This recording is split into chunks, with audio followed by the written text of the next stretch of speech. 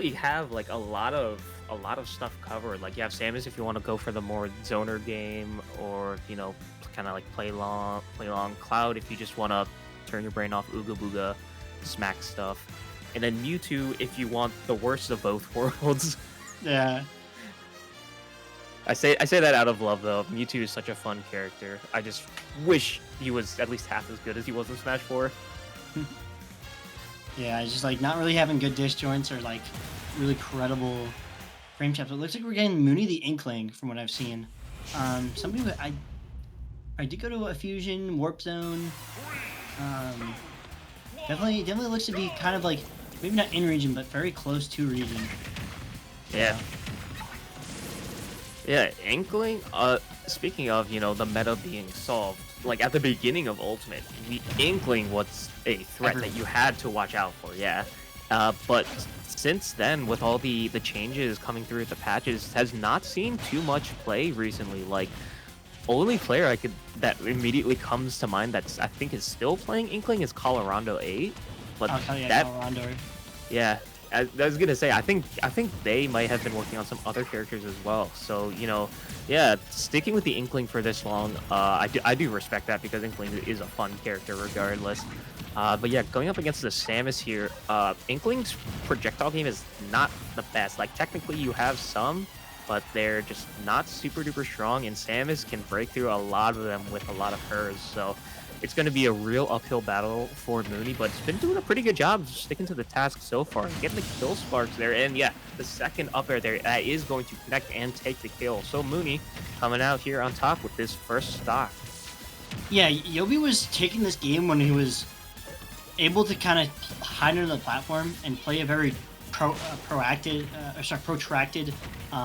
set play. But looks like Mooney's win con in this player versus player is just try to trap those poor landings. Like a lot of times yoBBi's trying to keep landing in, press that dare, and not quite comfortable just taking the ledge trap from Moony. And I think that might spell disaster because it's already about to lapse in percent from stock to stock. Oh, okay, there we go. yoBBi stops the bleeding just in time to not get that percent lap going. And is going to take that stock with the Samus up throw. And with a character with like Samus that does not have a lot of reliable kill options, you'll take what you can get. So the fact that up throw is considered a kill option is indicative of of Samus as a character. But it's Samus players are still able to make it happen. Like Samus has seen a lot of work and improvement and development throughout the lifetime of not just Ultimate but really all Smash games. And it's a character that you always have to kind of be on the lookout for because it can always kind of pop up and just make waves. But you can also pop off the platform and make a wave with that fair and take the stock there. So Mooney's sitting pretty comfortably here with a stock lead. Yeah, it just looks like once yoBBi really lost that stock, he's having a hard time trying to reestablish like his side favorite trades. Whereas a lot of the times where like you have to play into such a way that most scenarios, at least if not trade even, come out in yoBBi's favor. A lot of he kept having like kind of press into Moony, and Mooney's has the frame data advantage. He's been abusing that quite consistently. Yeah, absolutely. Like Mooney's really been the one pressing the issue here, kind of going in and enforcing these close quarters engagements. You with things like the roller, the back air, fair, a lot of these options that come out super duper fast that Samus just cannot compete with. The F tilt will take that stock, however, so we're going to see last stock situation here. Both of them still at pretty low percent, so no real big advantage coming into this. Oh, trying to go for that charge shot to really rack on the damage there. Yeah. That's the thing. We keep seeing yoBBi go for those odd counts up airs because he really wants to get the floppy toppy kill confirm with the up air ladder, and that's especially in these percents quite consistent. But Mooney's Inkling's like a lighter character, and he keeps getting up air at percents where he's way out of ladder percent, so it's really not amounting to much despite getting like a potentially big opener. Speaking of which, we have he himself floppy on the coach's corner, trying to see where it could go better. I think a lot of it is just like the mid play. One of the things I hope we go back to is that crazy forward smash play out of the corner, catching Moony like slightly over committing and getting punished on the undershoot. Yeah. This looks like it's going to be the last stock of the game here, where this was I think just really a matter of mashing. Like yoBBi just wasn't able to mash fast enough to get out of it, and with the ink that was already on, and you know the strength that Inkling's F smash still has, just able to clean up that stock no problem. Yeah, and additionally, like yoBBi also had a huge roll-in habit. Like both of the rollers are literally from a kind of telegraphed roll-in, and that caused him to lose stocks like in percents where like Inkling actually kind of struggles because back there isn't killing, and forward air and up air require jump rates. Alright, looks like we're going to be going to Hollow Bastion here for this. Definitely gives yoBBi more room to kind of play with and be that annoying zoner that we all know Samus to be. But oh man, great jab, that rapid jab there. It's going to put so much ink onto yoBBi that he's got to be careful with how he plays the next couple interactions, because we could see an early stock go flying here if things don't go too well for him. Yeah, there we go. Some damage. He's trying to get the wall jump into the dare. I respect the guts to go for something like that against Samus, who's probably a bit too heavy to fall victim to that. As well as like has a pretty decent vertical disjoint, so there's a good chance you just get clipped anyways, or just snaps. Ooh, classic 2017 combos with these weak nair forward tilts, or 2019. This game is not 2017, it's 2019. I know it feels like it at this point, because we've been playing this game for God knows how long. And 7 years. Yeah. It's actually I think it's gonna be 8 years in December, because that'll be like the 8-year anniversary of the game. Maybe. Yeah, there we go. The fair there. Math that's making us feel old aside. The fair there. That's still a really good option in Samus's kit for kind of racking up the damage and taking the kills. That last hit, as long as you connect, it's got some pretty strong knockback. So yoBBi is going to take advantage of that, and we're kind of seeing the same situation that we saw last game, where yoBBi starts off with the first stock, but instead of Moony almost lapping yoBBi in percent, it's going to be a quick response here. So Moony able to even things up. Ooh, goes for the slosher as well to try and get that down smash, the weird angle there, get something going, but yoBBi is able to make it back, taking some damage for their efforts at least, so Moony can't feel too bad about that. But this is definitely a better position for Moony going into the second stock. Yeah, that's definitely the major thing, is just kind of just playing these like these more protracted game plans. Not staying evasive as you can be, because unlike Smashville, this stage there's just enough side surface area that you can't quite use the top platform like I-95 and just kind of go 60 miles per hour into their face ad nauseum. I do like how with that roller berry that Moony got, didn't go for any smash stacks, instead opted to just use the rapid jab to start building up the ink, because the damage was too low before the combo, but after the combo with the damage and the ink working together in tandem, you start to have a lot of kill threat. And there we go, we're gonna see that slosher once again with the angle there, trying to go for it once more, but no, being out of ink is going to be the death of Moony there. yoBBi sitting here with the stock advantage once again, but Moony has a chance to clean the stock up really fast and even things up. No, but the up B, it's gonna stuff out any quick up close options that Moony tries to throw out. And yoBBi's been doing a really good job of kind of keeping Moony on the back foot in these close quarters engagements, which was one of the real big things that helped Moony win that first game. Yeah, one of the major things, that the fact that ink is sort of a dual multiplier, where it's both upping your damage and even helping your knockback a little bit. Just the fact that not only just damage kind of scale with knockback kind of scale with damage, but I think also gives you a little bit of a knockback boost in general. So just not having it active not only makes your low percent combos, you have to fish for them at higher percent, but your kill confirms also become even less reliable, more frame tight. Yeah. Something I've been noticing from yoBBi is I just trying to use these the down B bombs to kind of create a wall that stops Moony's just straight up on stage horizontal get in options, and Moony's been having to really play around that because Inkling wants to take advantage of the dash with how like it really reduces your hurt box size, the roller and such. So yoBBi's just using these bombs to create distance, and it's been paying dividends out here. Yeah, no. I think just a lot of right now, just like the willingness to kind of just sit in the corner and not try to like force interactions, I think is what's a major game changer in terms of yoBBi's side.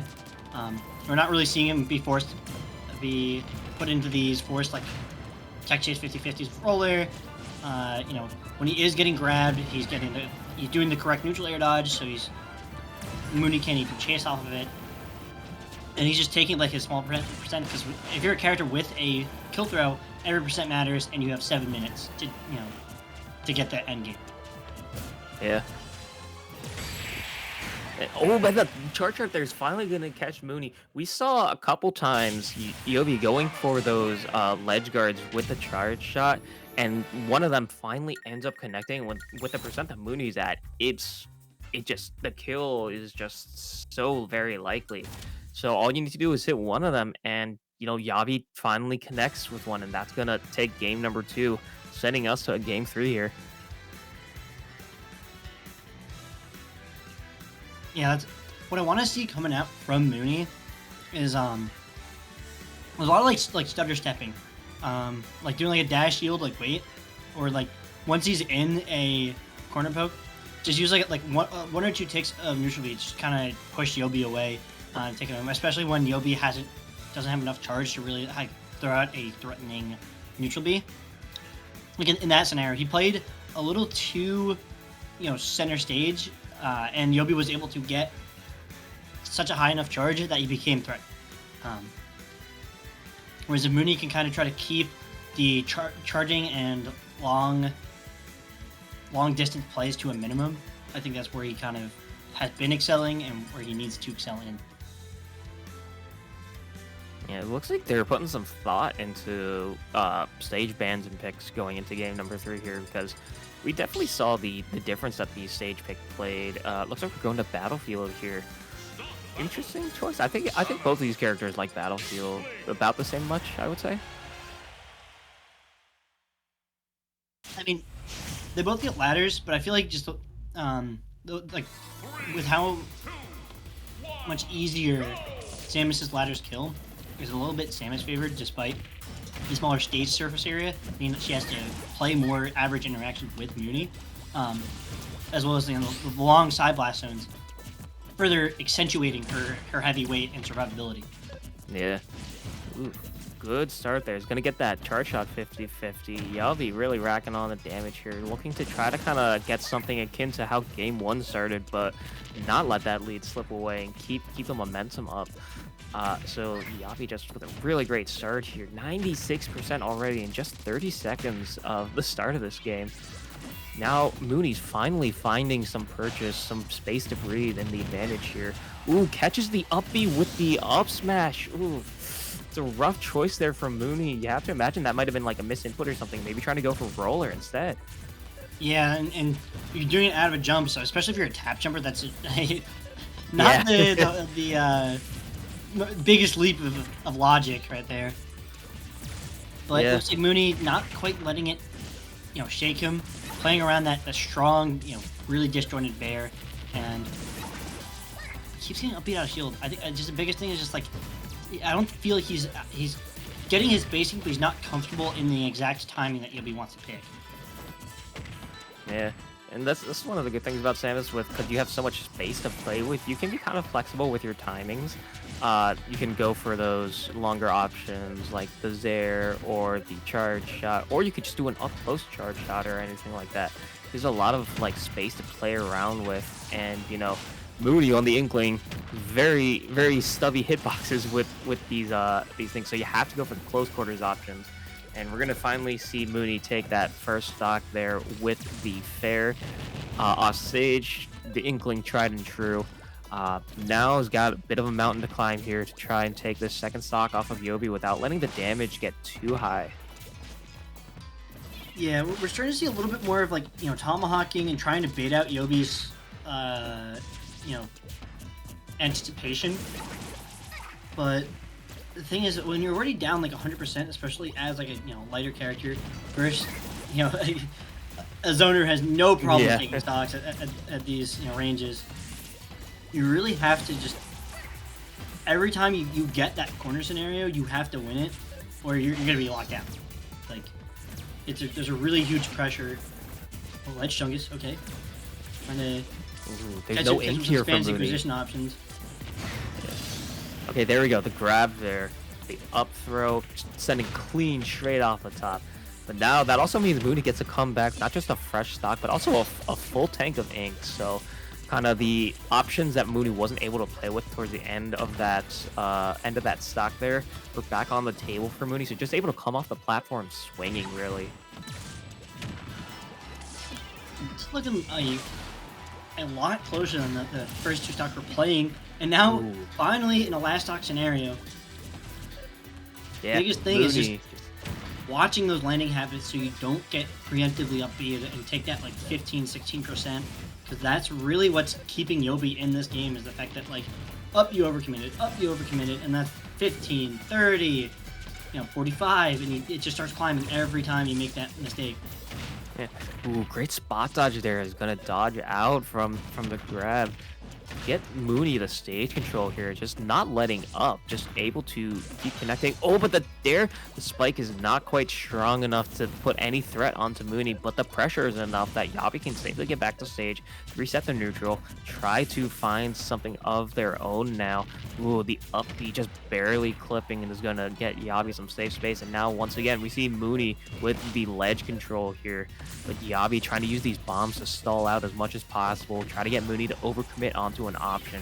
It's gonna get the F throw there, looking for the neutral B as well, try to get this ink going. Oh, the roller connects and gets the berry. That's going to be it.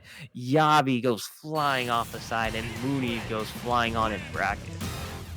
And that's really rough to get hit by, because he was actually starting to take some pages out of Mooney's book, doing the offstage charge shot to try to pressure and free up the ledge position. And that's the thing, is just like literally just losing off these tech chase scenarios. He avoided it for so long, and he was winning so hard because of it. We didn't see a single correct ledge tech chase. The one time he was close, I think this clip coming up, Moony, he was able to get off the platform even though he landed on the platform. So Moony side B just whipped. Yeah, and you could definitely see, especially with game number 3, how the platforms are really playing into it, because yoBBi was able to get the up B cancels onto the center stage platform, and like you said, the extensions were coming through as well. So at the end of the day, though, it was really the horizontal zoning game that really kind of set yoBBi up for success when he was finding these good hits. But Moony just taking advantage of the fact that Inkling is so fast, able to kind of get around these options and get in there and really, just force the issue onto yoBBi in these close quarters engagements. Yeah. Oh yeah. There's the whiffed up into the up smash. And that's the thing, is, the difference, one of the major differences between the two Samuses is their arm cannon placement. So the up smash actually hits higher on regular Samus. So it's a little bit easier in those scenarios. That specific scenario, it comes out where it's much more consistent to get that